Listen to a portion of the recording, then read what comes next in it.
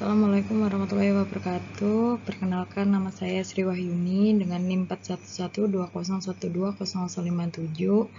Di sini saya akan menjelaskan mengenai alinyemen vertikal jalan yang biasa disebut dengan penampang memanjang jalan. Alinyemen vertikal dibagi menjadi dua tipe, ada tipe cekung dan tipe cembung.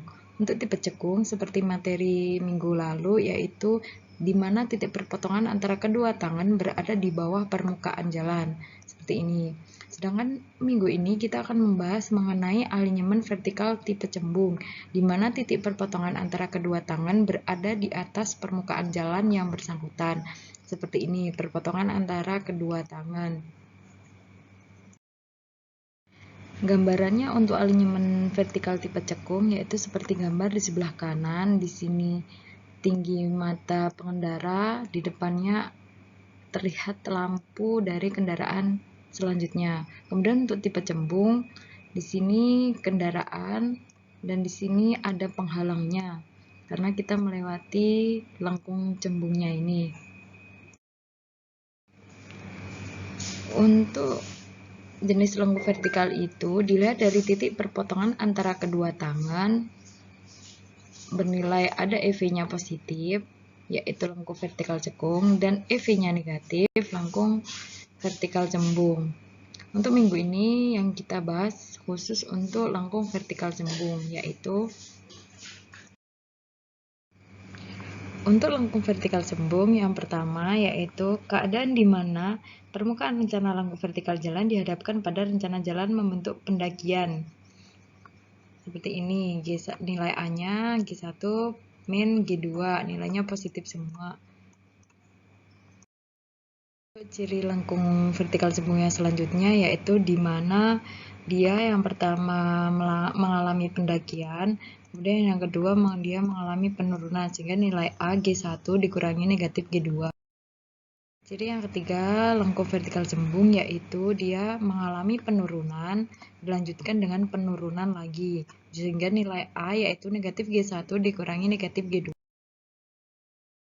Hasil lengkung vertikal cembung yaitu seperti gambar. Kendaraan melewati suatu jalan yang cembung, dia di mana tinggi mata dia bisa melihat penghalang dan di situ terdapat jarak pandang henti. Semakin panjang jarak pandang henti maka semakin bagus, atau dalam artian semakin landai semakin bagus. Panjang lengkung vertikal cembung berdasarkan jarak pandang yaitu jika jarak pandang henti kurang dari panjang lengkung atau jarak pandang henti lebih dari jarak pandang lengkung memiliki rumus yang berbeda. Pertama, jika jarak pandang henti kurang dari panjang lengkung seperti gambar ini, maka dirumuskan L sama dengan A dikali S kuadrat per 405. Untuk yang kedua, jika jarak pandang henti lebih dari panjang lengkung, maka rumusnya yaitu L sama dengan 2 kali S dikurangi 405 per A. Nilai A yaitu tadi G1 min G2.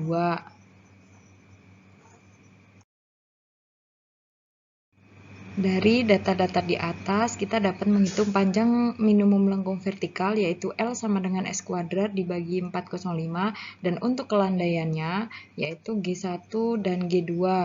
Dihitung G1 titik PV1 dikurangi titik PLV dibagi setengah dari LV kali 100%. Jadi nilai G1 dan G2 itu harus bernilai dalam bentuk persen. Untuk contoh penyelesaian masalah yang ada pada modul 7, diketahui bahwa stationing PV1 yaitu 2 plus 500, sedangkan elevasi PVI 1200 dan kecepatan rencana 40 km, dan kelandaian G1 12%, G2 0%. Di sini kita dapat menghitung perbedaan kelandaian dengan rumus A sama dengan G1 min G2 diperoleh negatif 12, dan untuk jarak pandang hentinya yaitu dengan rumus seperti ini. JH sama dengan 0,278 dikali kecepatan rencana dikali waktu ditambah kecepatan rencana kuadrat per 254 dikali FP di plus gravitasi. Untuk nilai FP sudah ditentukan 0,35. Untuk menghitung panjang lengkung vertikal berdasarkan 4 syarat, dan kita peroleh nilai yang paling panjang yaitu berdasarkan syarat drainase bernilai 480. Karena semakin panjang lengkung, maka untuk tingkat kenyamanannya dia akan lebih baik.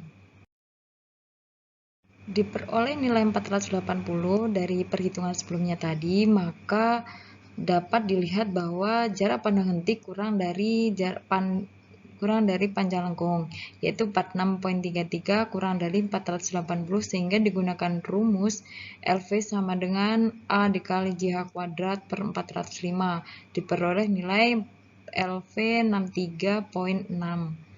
Sehingga kita dapat menghitung panjang minimum LV dengan dua hitungan, di mana hasilnya semua kurang dari 63, sehingga dinilai oke. Kita dapat menghitung nilai EV, X, dan Z. EV yaitu pergeseran vertikal dari titik PPV ke bagian lengkung.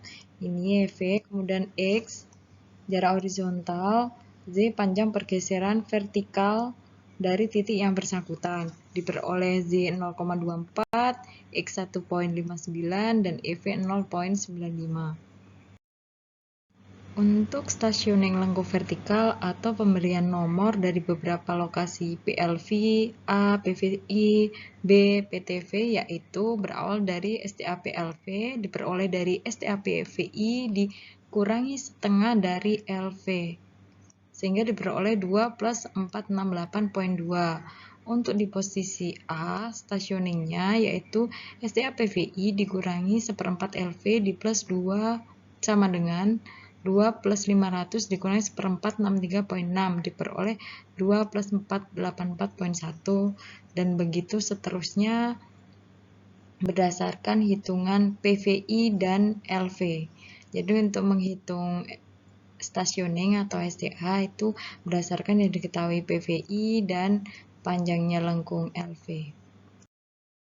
Sama dengan penghitungan elevasi lengkung vertikal ini, yaitu di setiap lokasi stationing, yaitu pertama elevasi PLV, di mana perhitungannya berdasarkan elevasi PVI yang sudah diketahui dikurangi setengah LV dikali G, kelandaian, diperoleh 1196,18.